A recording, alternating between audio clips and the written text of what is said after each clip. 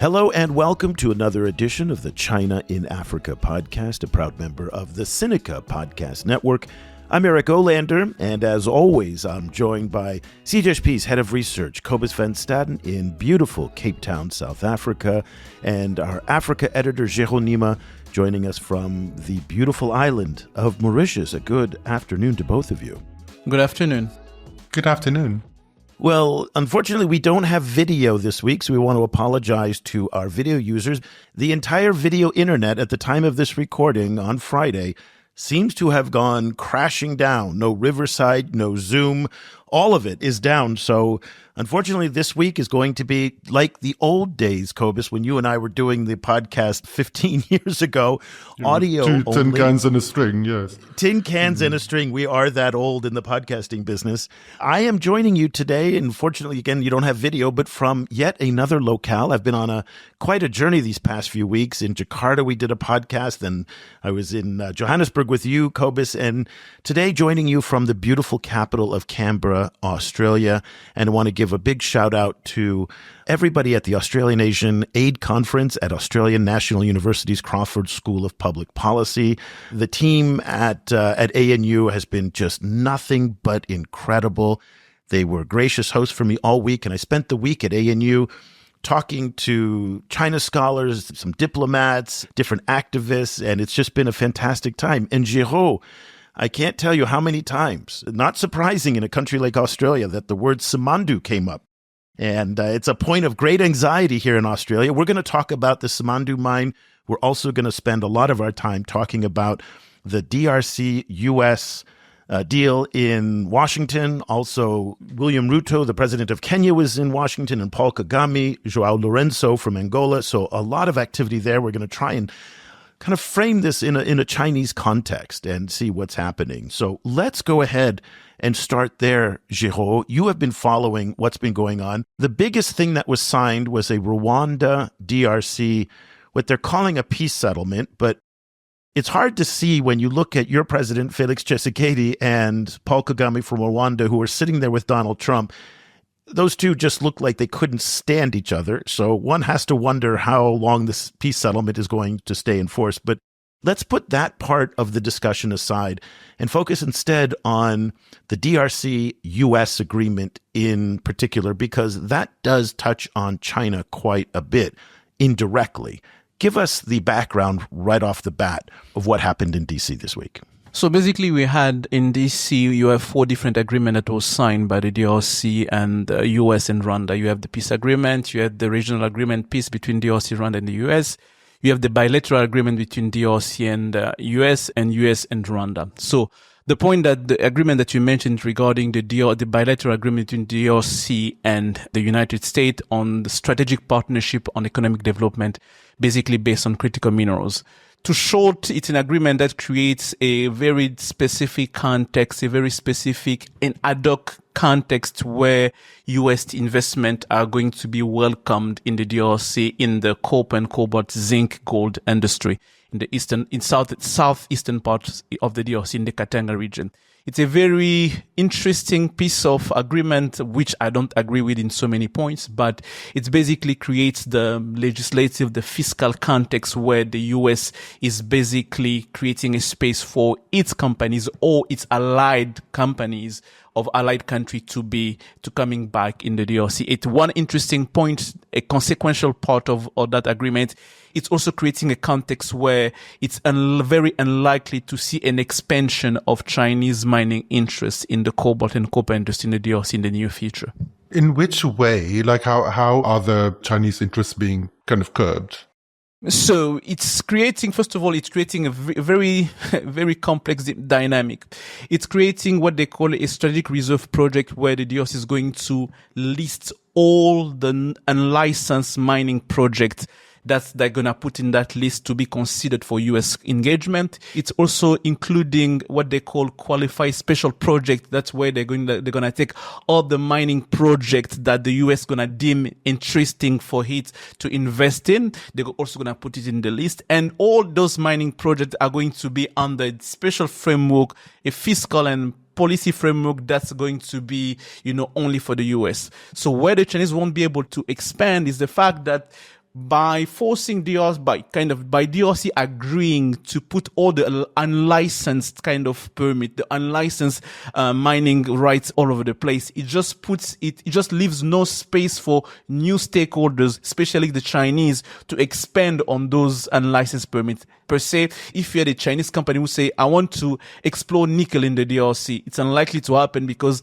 the likelihood for that permit to already be being put under that special agreement between the DRC and the United States is quite high. So yeah, we should be expecting those kind of things to take place through that agreement. So, Géraud, if you are Zijin Mining or CMOC Group or any of the big Chinese mining companies, is your takeaway from this that the DRC is effectively closed for business now for the Chinese? Oh, yes. If I'm Zijin Mining, I will know that my focus will be to focus on my existing project, how I'm going to expand them. I'm going to expand the life cycle. I'm going to develop them further, but I will not be considering acquiring new greenfield project in the DRC. But you can't acquire. It's not that you wouldn't be considering. According to what you're saying, it's off the table now, right? Yes. According to what I'm saying, I wouldn't be considering acquiring them because the likelihood for me to receive a green light from Congolese authority is quite low. Because you have to understand the background logic in this agreement behind is the fact that the US wanted to curb China interest in the DRC for a long time. And the DRC wanted to use the US as a security guarantor for its security context. So in exchange, the DRC was providing the fact that we can provide the US with all the cobalt, all the nickel, and all the zinc, and all the copper they do need for the US national security interest.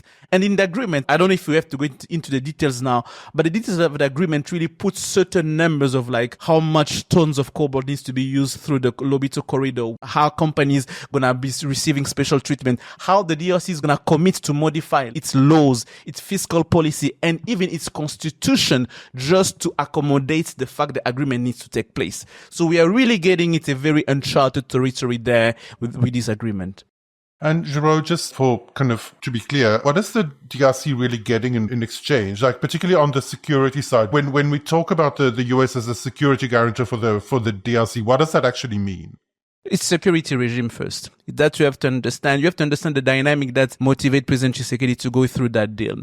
It's a context where he's facing an external opposition of the M23 supported by Rwanda on one hand. He's also having to deal with the fear of the former President Joseph Kabila, who's portrayed to be close to China. So him presenting himself as a partner for the US to say, I can guarantee your national security interests by giving you access to minerals that you do need for your industry and for your security. It's basically presenting itself as I am the partner. I am the one that you do need. So if anything has to happen in terms of political change, I can still rely on you to turn a blind eye on any kind of change that can take place in the country. That's internally. I guess I'm going to ask the same question, Cobus, that you're going to ask is, when you talk about U.S. providing security guarantees to Tshisekedi and to the leadership and regime security, what are we talking about here? We're not talking about U.S. troops landing on the ground in Kinshasa. Are we talking about weapons? Are we talking about mercenaries? I mean, I try to put some shape on this. What does the security side of this actually look like from the U.S. side? We are talking about political support. I'm going to give you a context where, from Kinshasa perspective, when you think of negotiating a political support from the US, like if you do engage in constitutional reform, to say, I want to change the constitutions to allow me to stay longer in power. Usually in the past, it was like you had the international community, the US being opposed to such move. But now, if you shape yourself being a US ally and explain to them that, me changing the constitution, it's good for me, what you can receive from the US is the fact that just turning a blind eye. Paul Biya changed constitution, Sassou Nguesso changed constitution, Paul Kagame has changed constitution in Rwanda. Nobody has said anything because they were US allies. So you can receive the same kind of protection in terms of like no criticism forcing you to maintain and to uphold the current constitutions. But there's also another dimension of security is the fact that if you create a space where you have US companies coming in the Southeast region, in the Katanga region, expanding the investment there, it's basically creating a context where the rebellion that's supported by Rwanda, the M23, will fear the fact that we cannot be expanding in a region where we do have US interest. And the idea behind is the fact that We had a similar case a few months back in North Kivu when the M23 was reaching Walikale, where you had an American company, Alphamine BCA. Alphamine had lobbied Washington to put pressure on Rwanda to withdraw its troop from the Walikale region, thus allowing Alphamine to continue its operation. And it's not me saying that. It was public information that, lobbying has been done. And even Massad Boulos, the U.S. special envoy, also mentioned it itself. So you have all those kind of contexts of where security provision and regime support are provided, not military support, even though you have people like Eric Prince now providing a certain mercenary support to Tshisekedi security forces. Eric Prince of Blackwater, Blackwaters, the private contractor. Exactly. Cobus, does it surprise you a little bit to hear what Géraud is saying, that Tshisekedi cares what the U.S. says? One of the things that we've seen over the past year with Donald Trump in power is that a lot of countries don't really care because Donald Trump doesn't seem to care that much. He doesn't care about democracy. He doesn't care about human rights. He said as much. This is not his concern. So the fact that Tshisekedi is really trying to line up that support of the United States, I guess I'm a little surprised in this day and age, simply because, A, Trump has not hid his disdain for most African countries, and B, that they actually care if the United States kind of gets upset over whether or not they change the Constitution or some other things. Anything in what Géraud is saying, does it surprise you? Yeah, it seems, in the first place, it seems that, just from the outside, it sounds like Tshisekedi is giving away a lot, right? Kind of for not getting that much, because it's one thing to talk about general kind of security guarantees, right? Kind of, but it's the DRC has very specific security, challenges. And it seems like there isn't that much kind of like concrete support coming. But overall, this is a real hit, I think, against like African sovereignty, I think. Oh, yes. Kind of like it's definitely, I think, a worrying kind of indication of where we are, particularly like it does seem somewhat neo-colonial, I have to say. Exactly. It's really something that's really worrisome if you are a sovereignty kind of person. You say, let's really make sure that we decide ourselves what we do for our own countries. That agreement is a very, very dangerous agreement, a very, very dangerous element. I'm going to even read you a portion of it just to give you a sense of how things are really turning. I'm reading from the agreement, and one section is telling you, for example, it's going to be a long section, but just bear with me here. To ensure transparency and alignment with shared economic strategic interests under this agreement, the DRC, through the authority regulation of Contrôle des marchés de substances, the one that put the ban on export on cobalt, shall notify the United States of any changes related to cobalt export, quota or ban by the DRC.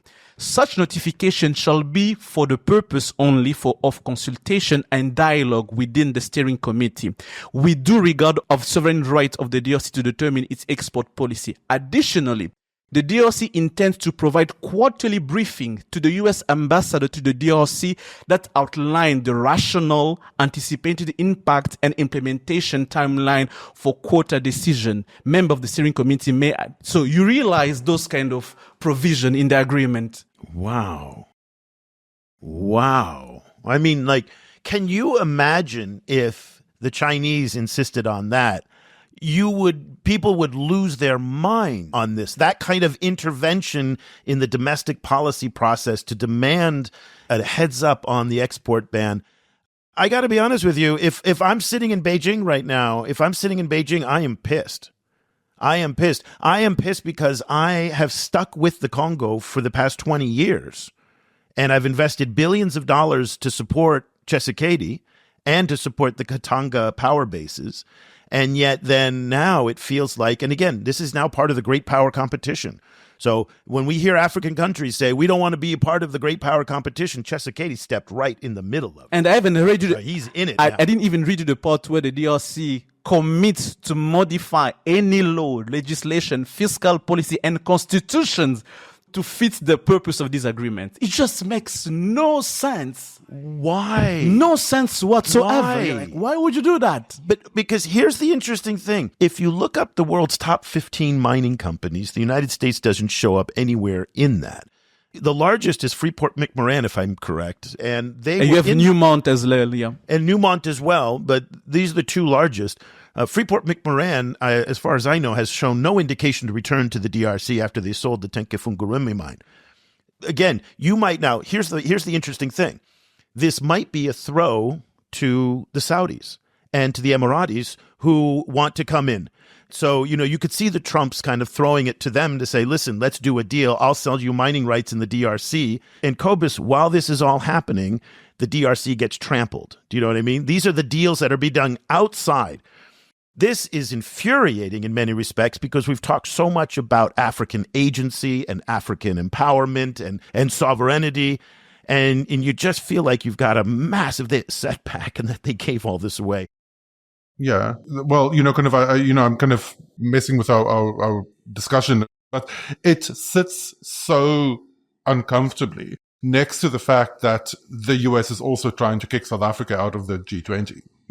Like those two things happening in the same week exactly really reveals a new US-Africa relationship that really is, kind of like quite hostile, I think, to African sovereignty, I think.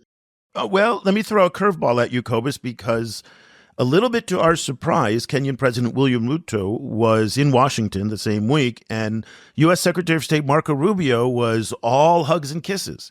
And this is a little bit of a surprise only because there was a lot of pressure coming out of the U.S. Senate from Senate Foreign Relations Chairman James Risch, who was complaining that Ruto was aligning himself too closely to the Chinese. So we're getting a bunch of mixed signals on Africa this week. So on the one hand, lots of love for Ruto. On the other hand, trying to kick South Africa out. And they're doing it, interestingly, in such a kind of trolly way. So if you looked at the tweets that the State Department put on there, it was just, South Africa's woke kind of agenda is over. It's like, it doesn't feel like a government posting on X there. And also just for the record, the kind of inclusion environment and stuff that South Africa was pushing, as its right as the chair of the G20. Because the chair of the G20 always chooses a few areas to focus on, and those are the ones that South Africa focused on. But South Africa didn't come up with those. Those have been like core parts of G20 process for years and years and years. So this kind of quote unquote South African agenda that's now being cancelled, it raises huge questions about the future of the G20, I think. Well, let's see now. Both China and India, members of the G20, have said that they are the leaders of the global South. And in many ways, let's see if they back that up with real substance to say, you know what, Donald Trump in the United States, you cannot do this to a global South country.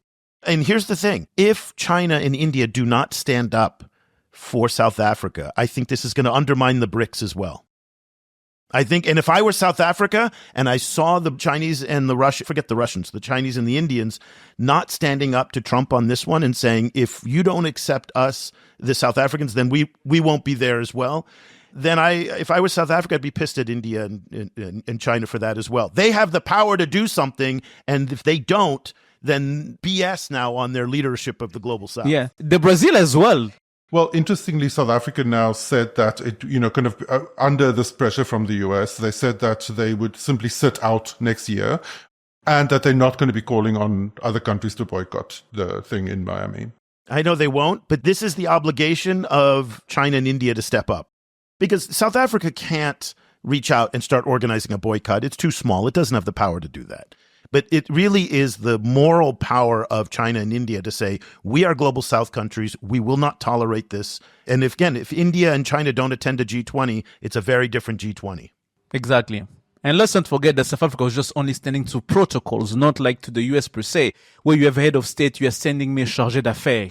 What a humiliation. What the message are you sending to whole head of states present here? So South Africa did not do anything specifically because it's like, yeah, it's just protocol. Come on. But Géraud, it has nothing to do with that. It has to do with the fact that they think there's a white genocide in South Africa and some kind of, Elon Musk fantasies and David Sachs fantasies. I think it's more fundamental than that. I think it really has to do with a kind of a 20th century approach, like a push for white supremacy on a global scale that's still rooted in that kind of colonial and imperial structures, that the world has kind of moved on from and that the US would like the world to not move on from, right? Kind of, so it's this really fundamental kind of like struggle about like global agendas for the entire world for the 21st century, actually. Well, let me just pull us back very quickly to the DRC issues, because I do want to move on to Simandu very quickly, because there was a very big milestone that happened this week in that part of the mining sector. We got an endorsement in the agreement, in the mining, the U.S. DRC agreement, on what they're now calling the Sakania-Lobito corridor. So this was a question that when the Trumps came in, would they keep the Biden-era Lobito corridor? This was a Biden project, okay? And there was a lot of questions, and very little from the Biden administration has survived. So here's a quote. Promote the development of the Sakania-Lobito corridor in support of the party's economic and commercial relations. So there we have it, Géraud, the Lobito corridor. This, of course, comes less than a month after the signing of the Tazara Railway with the Chinese, the Tanzanians, and the Zambians. So very interesting that we're seeing this supply chain logistics really bear out. One is going towards the east, the other is going towards the west. What was your takeaway about the Lobito corridor? So it was very interesting because we see that the DRC is really pushing for that portion of the railway to be connected to Lobito corridor. DRC has made an economic and geopolitical argument by saying we can only connect to the Lobito corridor, we can only evacuate the resource that you want out of the DRC only if we connect that portion of the railway from the DRC into the Benguela railway, into the Lobito corridor. That's why it was put in an agreement, in a sense where the US needs to see there is an economic interest and national security interest for the US to keep on investing in that project. And there really, even in the agreement, there is a lot of provision about the quantity of minerals that needs to be used there, that needs to be exported there. It's a very, very interesting document when you read that, whereas, as I said, it's very is American-centered specific interest for US in the DRC. Géraud, on top of this, I was also wondering whether what we're actually now seeing in the larger historical timeline is whether we're actually seeing the end of cobalt as a battery mineral. China has been pushing so hard for a post-cobalt battery for a lot of their own reasons. And I assume this must be accelerating that push. I mean, there's obviously other uses for cobalt too, except for batteries. But I was wondering if that is accelerating the push for the end of cobalt as a battery metal. Just before you get to that, remember what we heard in Washington, that the Americans are not interested in cobalt for vehicles, the Republicans. They're interested only in it for weapons and for electronics. So they need a lot less cobalt than for EVs, because the same week, by the way, Donald Trump loosened the mileage requirements for cars to make them less fuel efficient, so that you can consume more oil. So again, they don't care about EV cobalt. Exactly. EV cobalt. But Géraud, to Cobus's point now, this could be a signal for the Chinese that their interest in the DRC starts to fall precipitously if they don't need as much cobalt. But as you've pointed out, that the presence of the Chinese in the DRC has less to do with cobalt and more to do with copper. Yes.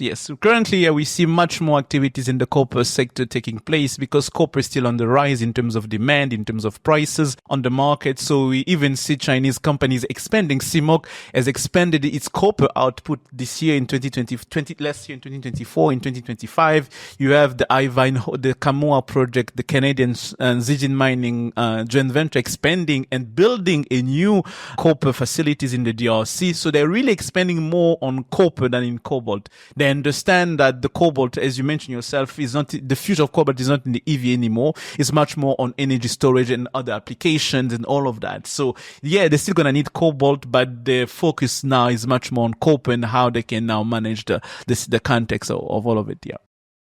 It's also happening in the context of a fight this week between Chinese smelters and Chile, around, I don't understand it well enough to be able to really describe it, but there is a dispute at the moment around copper royalties with Chile that's holding up flows from South America. So I think this kind of heightens the issue. Well, you can see that if the DRC becomes less accessible to the Chinese, then all of a sudden Zambia as a copper producer becomes more important. So we might see some shifting of Chinese mining priorities now as a result of this.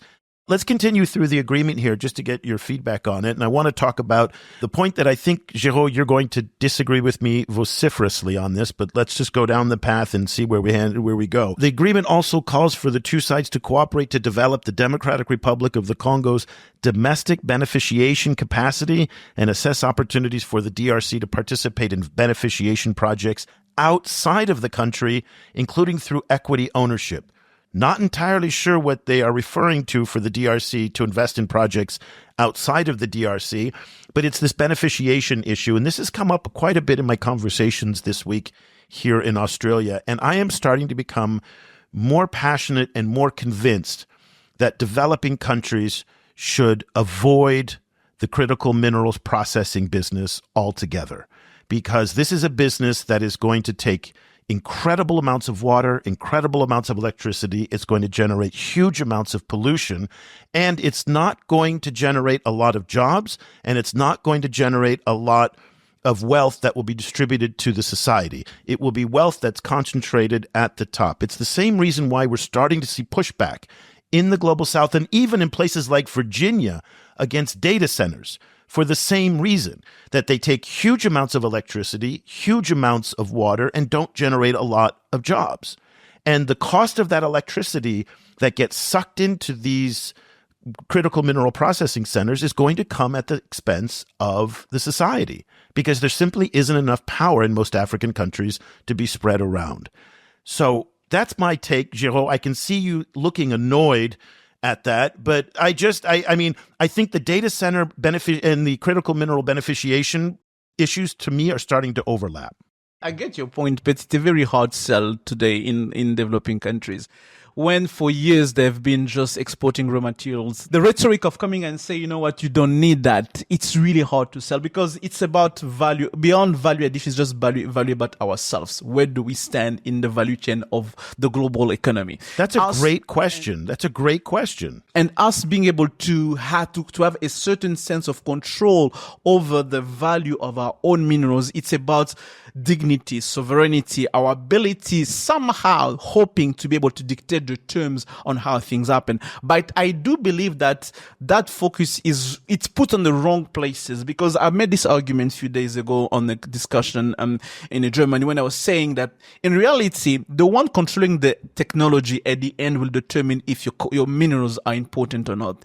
And we are not in that part of the supply chain. We're not in that segment of controlling if cobalt is going to be important tomorrow, or if nickel or lithium was going to be important tomorrow. We're still fighting on the part that I want to be able to process. I want to put billions of dollars, a limited amount of billions of dollars I do have, I want to put it in a processing, without having a guarantee that 15 years from now, those processing refinery for cobalt will still be useful to you. Because you don't know if 15 years or 20 years from now, the technology would have evolved so much that people say, we don't need cobalt anymore. We don't need that element. So you're going to find yourself with industry that you don't need at the end. So I think this is something that we should be able to think ahead to know where exactly we want to put ourselves into that discussion, and not just repeating processing just for the sake of processing. Let's say it was possible. Let's say the capital was there to do this. And Cobus, I'd like to get your take on this as well.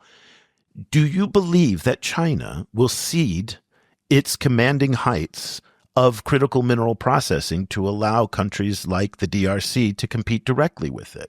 I think it depends. I think it depends if China creates an ecosystem where it's still controlling that own ecosystem. Let's not forget, a few days ago in G20, Li Qiang has announced that the launch of, green minerals partnership, and he wants country to be working on that. So it's possible to have an ecosystem where China is using, let's say, just like we've seen in Zimbabwe now, where they're building a lithium sulfate plant in Zimbabwe for the first time. It's the very first one in Africa. They're doing that right now, to say that maybe it's going to be connected to a Chinese project somewhere elsewhere in South Africa or elsewhere in Mozambique. So they can really do that only if they create a whole ecosystem that benefit themselves. And I do believe that China has been willing to that for a long time. When you read the FOCAC, they've been saying that China has a overall project of industrialization that really fits its own purpose, that in Africa we don't pay attention. But Géraud, that's the Chinese building beneficiation in Zimbabwe. That's not Zimbabwe building beneficiation in Zimbabwe. Exactly. They don't have control of that. The money goes to the Chinese. It doesn't stay with local. So that's not really helping Zimbabwe that much. What's your take on that? But at the end, the export revenue will come back to Zimbabwe. This, I think, what Zimbabwe is aiming for more than anything else. Cobus, what's your take on this debate? Like I think that the China price and China's centralized control within China of a lot of these industries is a real issue, obviously, to keep track of. But I don't think it necessarily makes it impossible for them to become involved in, like in Africa.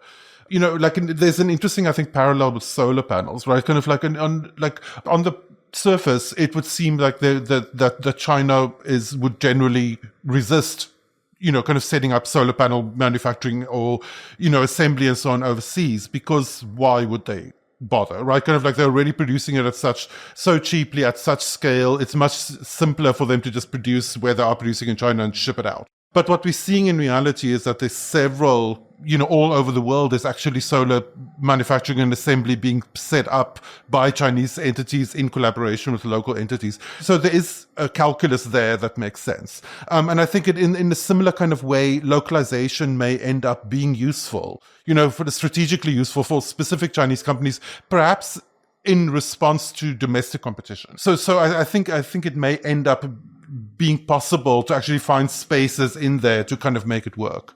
Final word to you on this, Géraud, before we move on from the DRC to Guinea.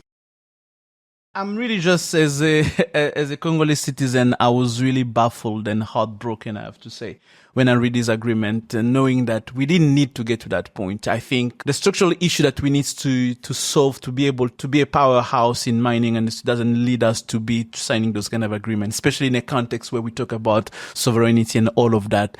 And I don't think that we needed to do that. So I think I'm going to stop there, because otherwise I'm going to be bashing my own country, and I don't think it's really good. Yeah. And I think there's probably quite a bit of reflection that's going on in Beijing right now about the relationship with the DRC. I think that this is probably a setback for Sino-DRC relations in a pretty significant way.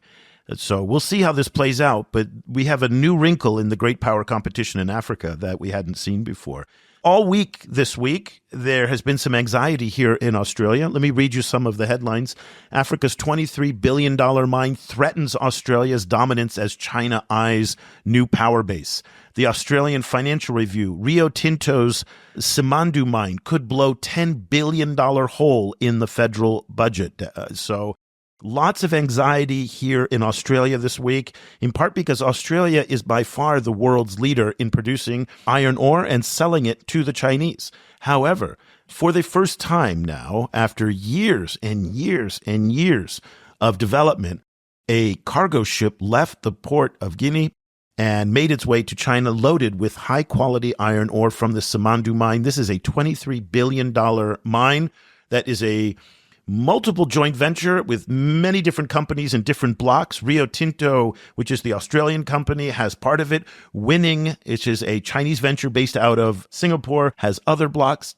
They have built the 600-kilometer railway that carries all of this. And the Guinean government, I think the junta there deserves a lot of credit, Géraud, because I think they played the different actors very well to achieve their objectives, which was they wanted that railway, they wanted the port built, and they got it. So now we have our first shipment of iron ore going from Guinea all the way to China. And part of this exercise, and one of the reasons why they are so concerned here in Australia, is that the thought is the Chinese want to use the Simandu mine to replace their dependence on Australia for iron ore.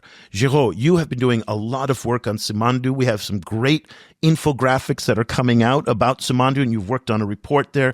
Tell us what you saw this week. It's not a secret at all. I don't understand why Australians would think that China thought of it. No, it's an open secret, if I have to say, or even stated that China wanted to say, we want to diversify from Australia, and Simandu is our option. That's a known information for so many years that, China wanted to have that. And I know there was a certain skepticism out of Australia, because Simandu is a very old project. Rio Tinto had that project for so long, since 1997, and people didn't really believe that at some point that's going to work until, we got in 2021 the coup d'etat, and the Simandu was split since 2020.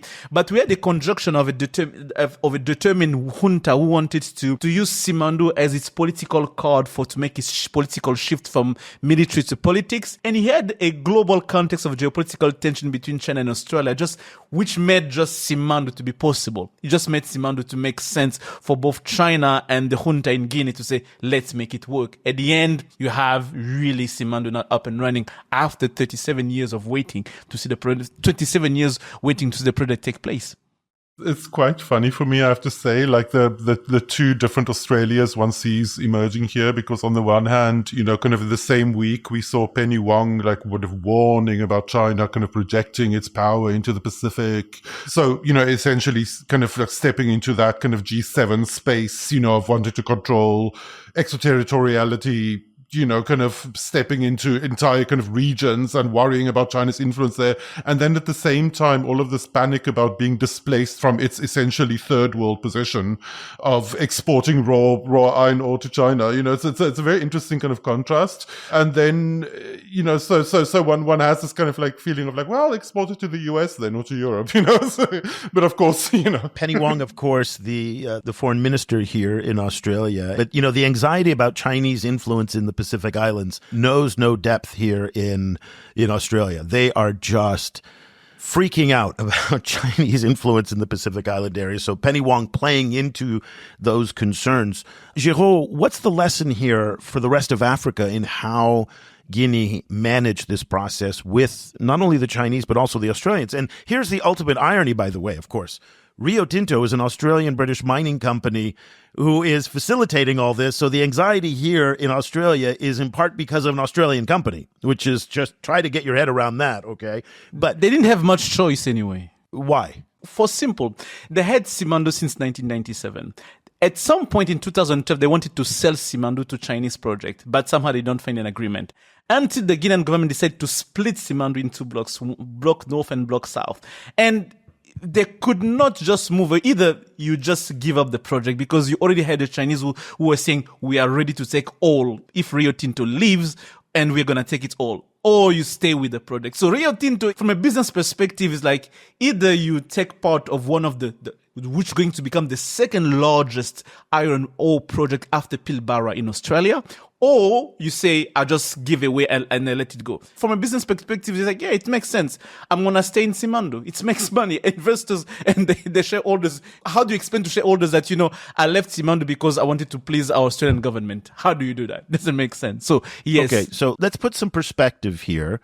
That and this was something that an Australian mining analyst reminded me about, the hysteria here in Australia about Simandu. In 2023, the Australians exported $72 billion worth of iron ore to China. Now, in this year, they're forecasting $99 billion to China.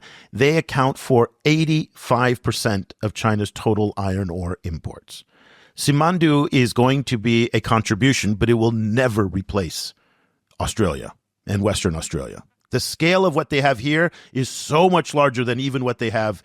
So Pilbara is much larger than what they have in Simandu.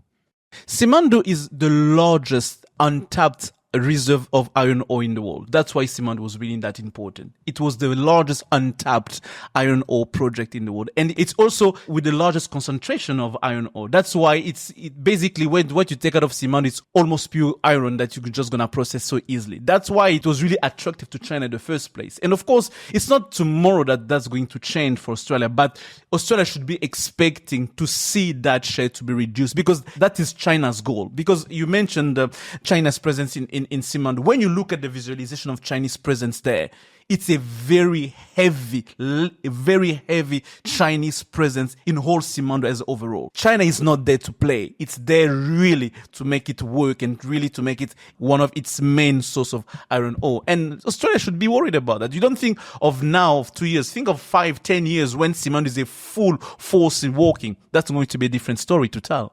Final thoughts, Cobus. I think overall, it also, in addition to Australia's particular kind of share of the iron ore economy, it also weakens a very significant kind of G7 kind of line into China's manufacturing sector. That kind of influence and the possible kind of leverage over Chinese manufacturing and stainless steel and that entire kind of industry is being weakened, I think, by this, and again, like Africa sits at the heart of that kind of geopolitics, so overall it again plays into this kind of like complicated north-south geopolitics. I think that is really emerging.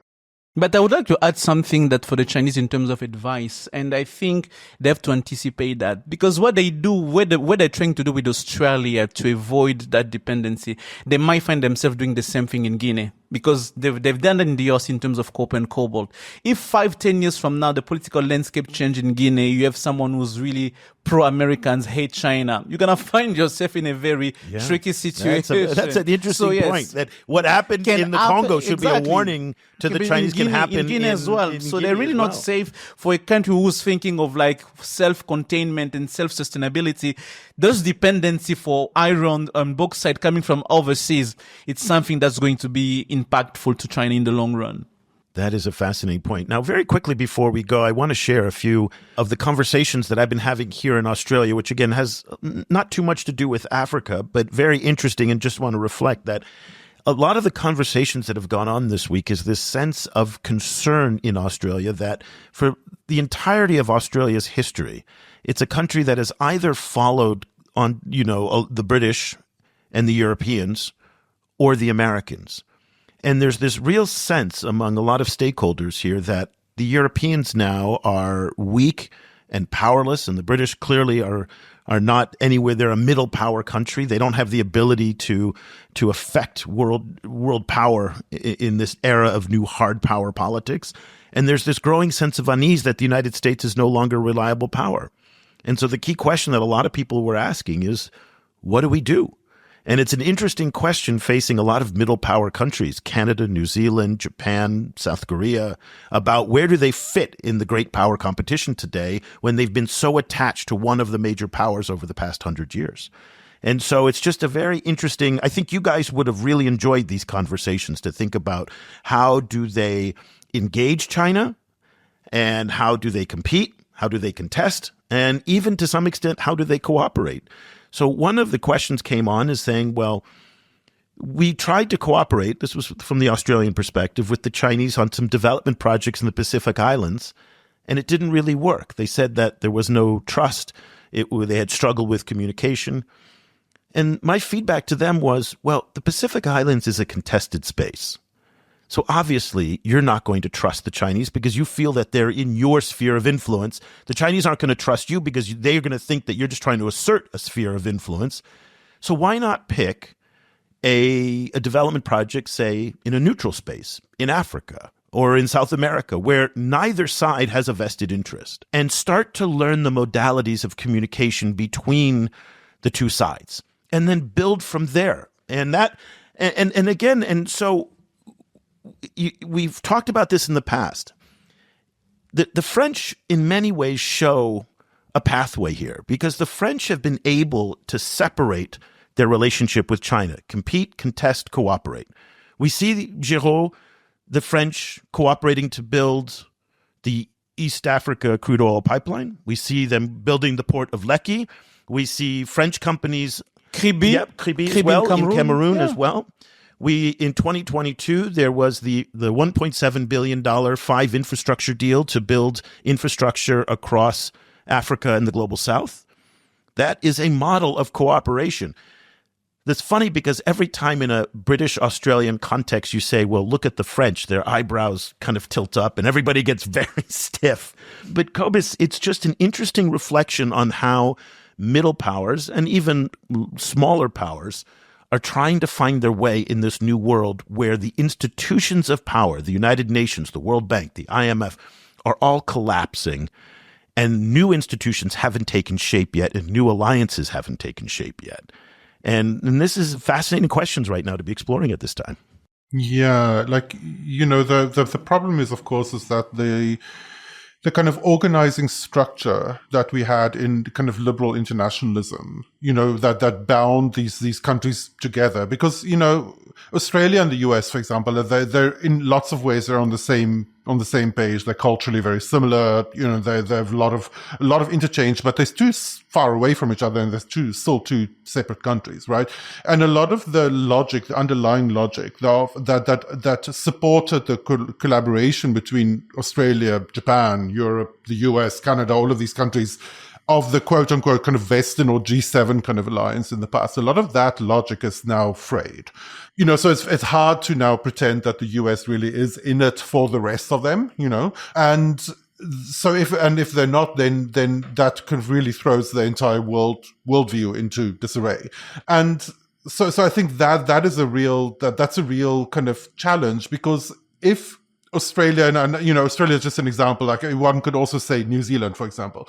If New Zealand, say, doesn't have this kind of heart-to-heart relationship with the US anymore, what is it, right? Kind of like what is its place in the world? So the entire kind of like logic of quote the global north, the entire logic of the G7, kind of is and that kind of elite group of countries that lead the world just because they're more developed and because they're just quote unquote better, like that kind of logic that supported an entire kind of set of global architectures, I think is really weakened now. It has weakened. But I do expect that I think there will be new coalitions that are going to form among some European countries, Canada, Japan, South Korea. These are like-minded countries, absent the United States, by the way. And remember, so much of what the United States is taking objection in South Africa about a pluralistic, multicultural society is very much at play here in this society. I love what I see here. I'll be honest with you. I've never been to Australia before. I really, really loved what I saw this week. I love the emphasis on Aboriginal rights. I love the emphasis on diversity. I love the emphasis on education. You know what's interesting here? Voting is mandatory. You get fined if you don't vote. And they put the election on a Saturday. So they get something like 90% turnout in their elections. And that forces politics into the center. We in the United States have below 50%, and so the extremes become more powerful when fewer people vote. I love that. I gotta be honest with you. I loved it. So the problem is, I think, is like I agree. I think a lot of these middle powers are going to be talking to each other, right? Kind of, they're going to try and find common ground. The problem is how they deal with China, because they, when these countries start talking to each other, they have to make a choice about whether they are de facto a China-containing bloc, even if the US isn't kind of involved in those discussions or not. And if not, then what actual form, what shape their relationship with China takes. And I think that is unexplored territory, I think, for a lot of them, particularly for the Europeans, I think, because their engagements have been so shaped by the kind of US security guarantee over a long time. But it's going to depend. In Europe, you have a very two dynamic that's playing out. The approach to China will depend on one of the two elements, how China is close to Russia, because Russia has become an existential threat to all Europe. So how close China is to Russia can determine how other countries in Europe can decide whether or not to engage with China in a trusting manner. But at the same time, they realize that they've been so dependent economically to the US that China is offering an opportunity for them to now having access to certain technology that can be really, that was expensive before. Macron was in Beijing. I think he's still in Beijing, talking about access to technology and taking access to train coming from China. And it was a very friendly visit. It was exactly. a very friendly visit. And Macron's visits to China have been very friendly. Exactly. And by the way, Canadian Prime Minister Mark Carney has toned down his China hostility, in part because now his relationship with the United States is in jeopardy. The German Chancellor Merz was also much more accommodating to China, and also, Prime Minister Albanese here in Australia as well. So, Cobus, I think there's going to be a lot more pragmatic engagement with China, potentially, among the middle powers and less ideological. That being said, the unfolding tensions between Japan and China could bring in South Korea as well, and that's going to create problems for middle powers because Japan is very important to these countries. And so all of a sudden now we may have a new prolonged mini Cold War between China and Japan that will require these middle powers to align with Japan. But Japan has a specific case in Asia, in Southeast Asia, because As much as we don't like China, but we still haven't forgotten who you are, Japan, and what you have done to us, and how unrespectful you've been toward us. So we really kind of like, we're seeing you we are looking at you sideways. We don't want you to be as much as powerful that you used to be, or we don't want to be we don't want just to be the way you were before. So Japan is a case where many Southeast Asia can find themselves in a very tricky position, how they deal with that. But Géraud, let me check you on this. I'm reading a headline here from the Australian Broadcasting Corporation. Japanese ambassador calls for security triangle with Australia and US. So it may be a unique case, but it's going to pull countries into this vortex. And so fascinating times for us to be alive. One of the messages that I said in my talks here, we are at 0 day right now. Everything resets. The world that we knew before Donald Trump and before 2025 does not exist and will not be coming back. But do you think it's a temporary glitch into the system? Do you think that after Trump, if let's say a Democrat take back, a very anti-Trump person comes back in the White House, do you think that person will not revert to the way the international system used to be? Or it's just like the change has been so profound that they're going to say, okay, let's just navigate through the new context? Remember, the MAGA wing may not be a majority party, but it is an incredibly influential party. J.D. Vance does not disappear. Steve Bannon does not disappear. These forces will be very powerful in the Congress. You're not going to get $11 billion of USAID money back into Africa again in a new Democratic administration. Congress will not be there to do that. These are structural changes. The Education Department in the United States is not coming back. Now, we may see a repair of relations with South Africa and a toning down of some of these things. We're probably going to see the tariffs, by the way, disappear in about 2 weeks. The Supreme Court looks like it's going to knock down President Trump on that one. So that might change. But I think there are some changes that are really deep inside the American body politic. And by the way, we're not talking only about the United States. Same thing in Europe, same thing in many other countries where the populism is on the rise. I don't think the world goes back to the way it was. I think we're in a new era now. And I think trust has been broken. Decades and decades and decades of trust in the United States have been shattered. And I think rebuilding that trust will take years. And let me ask Cobus, us as Africans, where do you see us moving forward? Because I have the feeling that we get lost in all of that. And I'm really getting worried more and more when I see agreements like the one we've signed in the DRC, the positioning that many African countries are taking, the way they're engaging with the US right now, and the way they don't seem to be bold enough to say, this is the moment for us as well to shape a new narrative on where we want to stand in the international system. It's really worrying me. And a country like South Africa, leader in the country, I would hope that South Africa would play a role of can we talk? Can we think of how can we shape the discussion? How do we move forward? But I see that South Africa seems to be shying away from its own power, its own continental power, to be able to shape the conversation on the ground in Africa to move in that new space. I don't know what you see as a fellow African, how you see it's just moving or changing anytime soon for us. Yeah, I have to agree. I find it very worrying. This kind of open, what seems like a kind of open neocolonial turn. It's like where again the continent is discussed just in terms of being a background to external powers fighting. This is all very worrying, and I agree with you. The DRC agreement seems like a real setback, I think, for African sovereignty.